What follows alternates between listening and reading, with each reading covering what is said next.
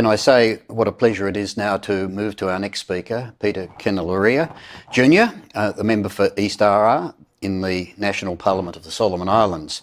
I might amuse him by saying I was at a debate for university students this week, and one of them was a student who said he knew you well. I don't know whether you remember JD, who is studying at the University of New South Wales, but he spoke very fondly of you.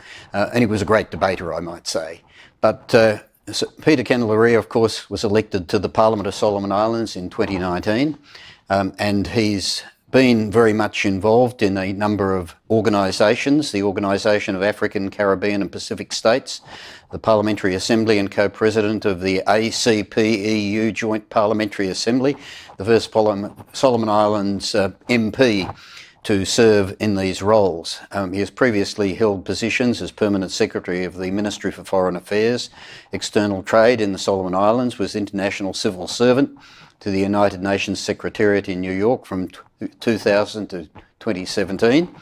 And he's held positions in the UN Office of Legal Affairs, the UN Department of Economic and Social Affairs, the UN Department of the General Assembly and Conference Management, the UN Office of the High Commission for Human Rights, the UN Office of the High Representative for at least developed countries, landlocked developed countries and small developing states. Enormous contribution that he's made in those various roles. He's been employed by the Solomon Islands government previously in the Attorney General's chambers, was employed by Jennifer Corin, barrister, and he's obtained an LLB from the University of Kenilorea in New Zealand, which he attended, and also an LLM in International Law from the University of Nottingham. We look forward, Peter, to hearing what you have to say. Thank you very much, Philip, for that kind introduction. And it's indeed an honor to be here to share this panel with such distinguished colleagues that are also here with us, speaking about an interesting and very relevant topic for us in the Pacific on governance. I will be focusing my contributions today on the parliamentary side of governance and perhaps draw from Solomon Islands' own experience in that particular context. As I'm a new member of parliament as well, so I am also got perhaps a perspective that is perhaps from the newer membership of parliament, but I think it's one couched over long observation of Solomon Islands, and sometimes it's better to observe things from afar as well, rather than being in the country or in the hot seat, as it were. I think it's fair to say that Pacific Island democracies are relatively young, comparatively young, compared to perhaps other more established democracies around the world. And it's fair to say perhaps that we are still finding our way in terms of what is democracy for us? What does it mean? What does it entail? How will we implement it given our context? And indeed, in the Pacific, it's clearly true that we are united as islands by certain geographics. The ocean unites us rather than divides us. That is something that is very much recognized. At the same time, there is quite specific and unique cultures, even within us. Our islands and the countries are quite proud of their own unique cultures as well. And I think that also has an impact in the way that we look at democracy and how we view it. We are made up, of course, of constitutional monarchies here in the Pacific. And then, of course, there are republics as well here in the Pacific. There's a kingdom as well with us in the Pacific. So that gives us a flavor of the different contexts that we are facing in terms of the current context of democracy and governance that we have to continue to grapple with almost on a daily basis. But parliamentary democracy is one that I feel has a key role to play in terms of our functioning nations and our statehood and our sovereignty moving forward as well. I think we can excuse ourselves sometimes for being young and still learning the ropes, as it were, and perhaps getting used to the systems and that's perhaps to be expected from us. And we're learning from more developed democracies. But I feel that it's totally a different matter to come across deliberate or authoritarian tendencies that you cannot excuse as learnings or going through and trying to make democracy work. I feel that is something that is creeping into some of our countries, and particularly in Solomon Islands.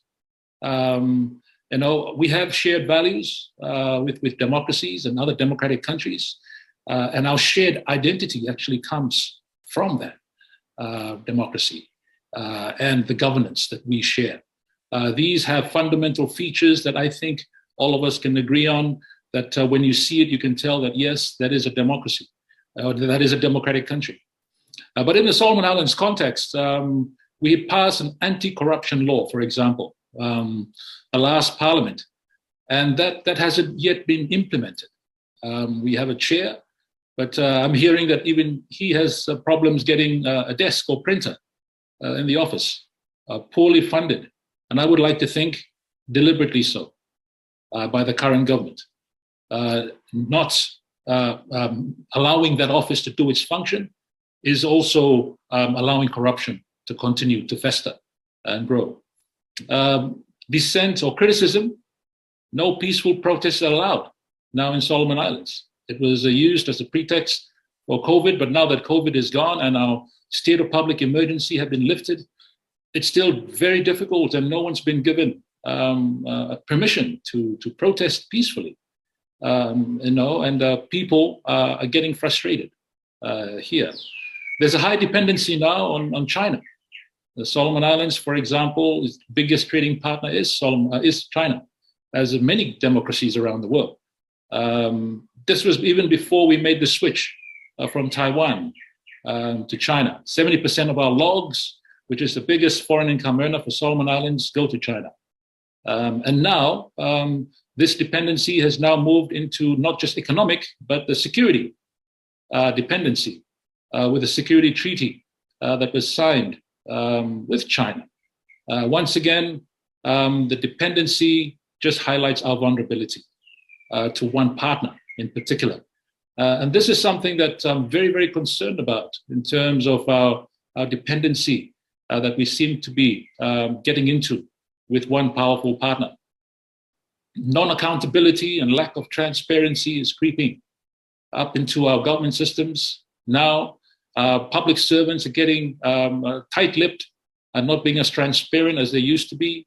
Our public provider in terms of broadcasting has been reined in and are now self-censoring in terms of the news that they provide. This is a very concerning development for a young democracy like Solomon Islands. And I think it's fair to say that in democracy, there are a variety of apples, but you can still recognize them as apples. You can still recognize them as a democracy, although they might have different flavors. But still a democracy.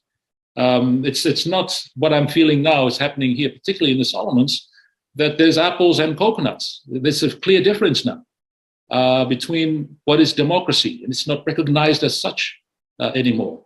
I think the identity that we share needs to be recognized as such. And one of the big ones is our democratic governance and the need for it to be strengthened. And here, again, we're looking towards Australia, France, USA, other democratic powers. Of course, democracy is not perfect. We know that. But the ideals upon which it is built is something that we share. And I feel all human beings share, even Pacific Islanders. Freedom, liberty. These values that we know even before democracy hit our shores. And that is something that we feel is the foundation of democracy.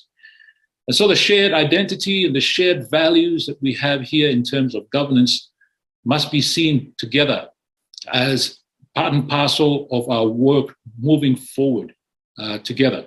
We will continue to need the support of democratic loving countries, especially to stem the tide towards authoritarianism that is now getting a grip here, that is deliberately now being steered towards that path by certain leaders in our countries who are very happy to walk that path. But we need to also continue with the work that we're doing with the concrete outcomes in this space, where shared wins is something that comes from shared values and shared identities. And shared wins, I'm talking about practical issues here. I think the ambassador of France just mentioned climate change. That is something that is very, very up there in all priorities of our governments. The ocean space that is so large that indeed we should be called large ocean states. And that is something that we continue to look forward to, genuine and durable partnerships in those spaces that we move forward as we walk along.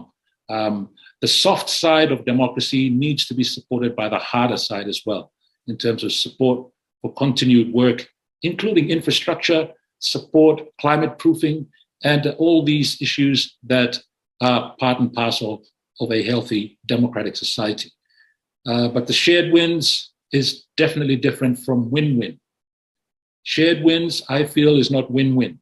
Win-win, as in you win and I win, is different from shared wins. With shared wins, we win together and we share the fruits of that win together. And it's not adversarial or it's not even pre-planned. It just happens because we share the same value and the same identity. Thank you very much again, Philip. Thank you very much, Peter. And I fondly remember all of my times in the Solomon Islands, and we've had many opportunities to come together at different times, and yours was a very challenging address, which we welcome.